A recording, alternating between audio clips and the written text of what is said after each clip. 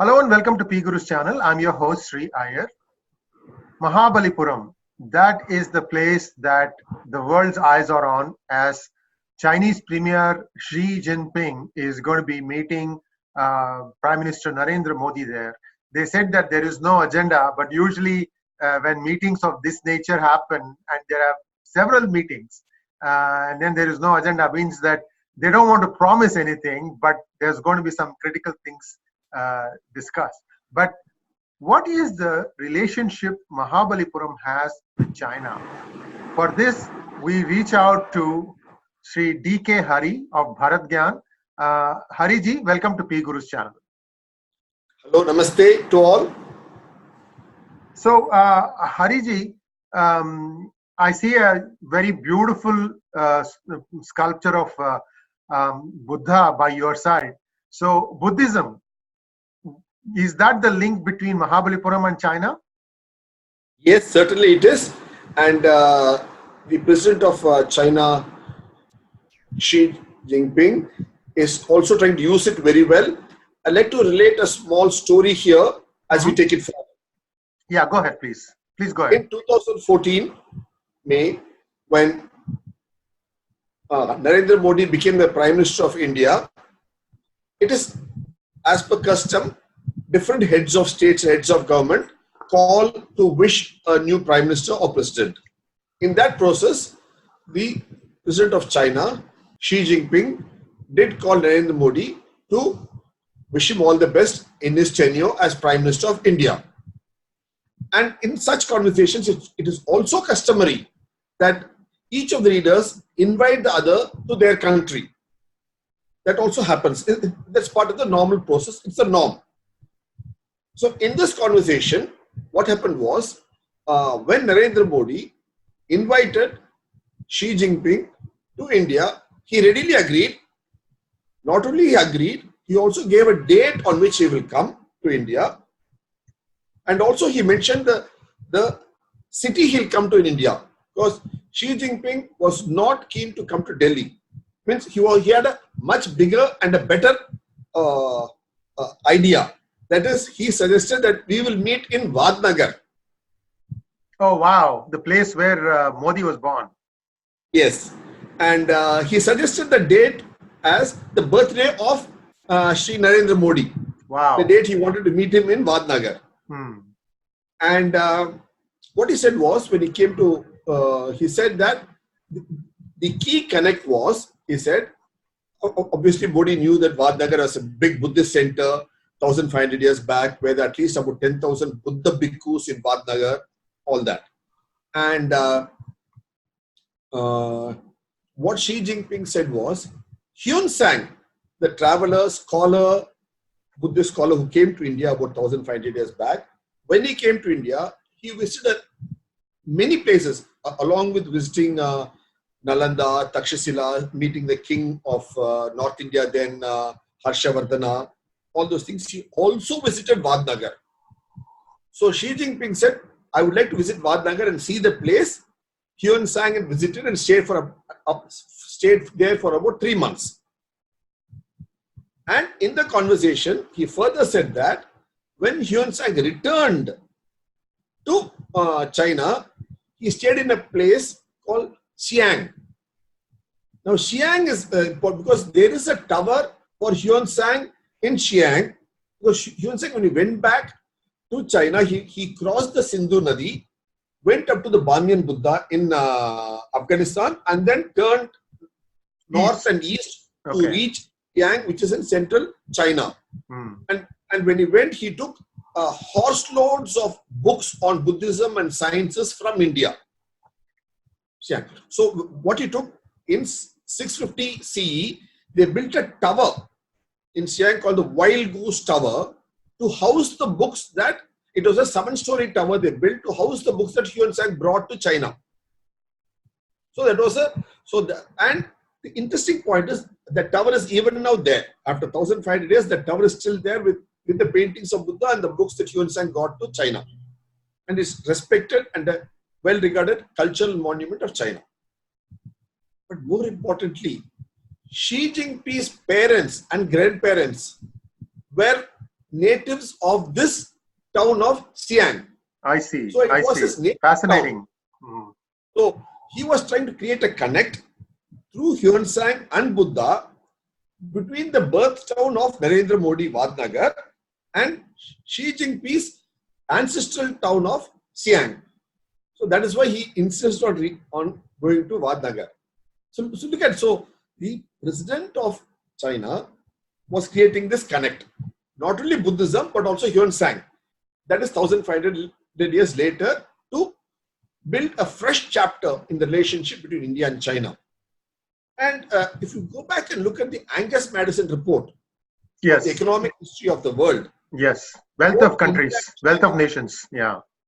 Both India and China have contributed to 1/3 each of the world economic GDP for about 1700 to 1800 years continuously till the colonial era. Right. So that means over 60% of world trade was from these two economies of the world. So that's sizable, huge. So here when you're looking at the Asia century of the 21st century being Asia century, and India and China being the two giants, two economic powerhouses. So here both the leaders of these two civilizations, these two countries, these two lands were trying to build on history of Hyonsang and Buddha. And now let's see this. That was in 2014. Right. Now, 5 years later. Yeah. 5 years later, when Xi Jinping wants to visit India again he does not choose Delhi, which is the political capital of India, but he chooses Mamallapuram to visit. Why is this? Because in 600, Bodhidharma, Bodhidharma was a Pallava prince. Yes. Bodhidharma traveled to China from the port city of Mamallapuram, which was the Pallava kingdom. The capital of the Pallava kingdom is Kanchipuram, from where my family hails. Actually, my father is born in Kanchipuram. So I have a lineage with that family, sharing a proud lineage with the town and that whole generation. Now, Bodhidharma, who is respectfully referred to as Daruma in China, he traveled to China from the port city of Mamallapuram. So Mamallapuram was a great port city of those days. Even today, apart from the shore temple that is there on the coast of Mamallapuram, which both the leaders are going to visit now, there is a lighthouse. There's a modern lighthouse and there's a traditional old lighthouse of 1500 years antiquity. So both images are available. So this lighthouse shows that Mamallapuram was a thriving port of those days. And this is where the two leaders want to meet. So again, he's seeing a connect between India and China through Buddhism, and this time not just through Hyonsang but through Bodhidharma, the Pallava prince who took Buddhism in a big way to China. Again, you see, so they are choosing historical sites, so the historical basis to re-establish the connect between these two great countries of Asia and these two great civilizations. That's a very positive sign of a sign of showing intent and positivity to revisit these places and take the steps forward.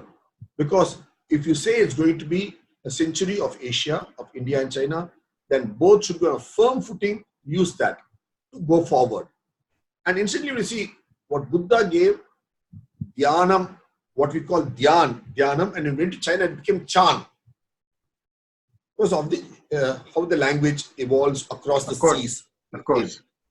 And which thereon went to Japan to become Zen. And then you got Zen Buddhism.